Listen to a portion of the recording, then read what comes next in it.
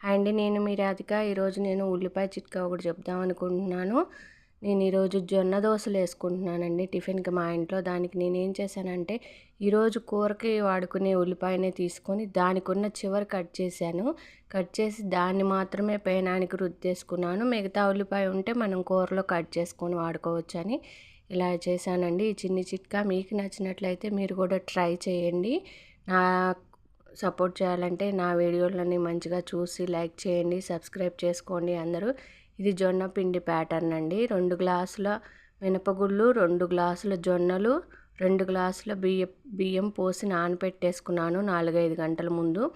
దాన్ని మిక్సీ చేసి ఇలా దోస పెనం మీద ఇలా దోశలాగా చక్కగా రౌండ్గా వేసేసుకున్నాను. ఇది మన మినప బియ్యం దోశ ఎలాగైతే ఎర్రగా వస్తుందో ఈ దోశ కూడా అంతే బాగా ఎర్రగా కాలుకుంటూ మంచిగా లెగిసి వచ్చేసింది దోశ.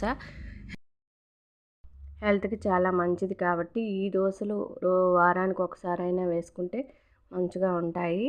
మీకు నచ్చినట్లయితే ఈ పిండి ప్రాసెస్ తయారు చేసుకోండి. 2 గ్లాసుల మినపగుళ్ళు, 2 గ్లాసుల జొన్నలు, 2 గ్లాసుల బియ్యం వరకు నానబెట్టేసుకొని పిండి ఇలా తయారు చేసుకున్నాను. నా చిట్కాలు, నా వంటలు మీకు నచ్చినట్లయితే మీరు కూడా నాకు సపోర్ట్ చేయండి, చూసి చేయండి. నచ్చినట్లయితే కామెంట్ బాక్స్లో కామెంట్ పెట్టండి, లైక్ చేయండి, సబ్స్క్రైబ్ చేసుకోండి. ఇది పల్లీ చట్నీ కొబ్బరి వేసి చేశాను.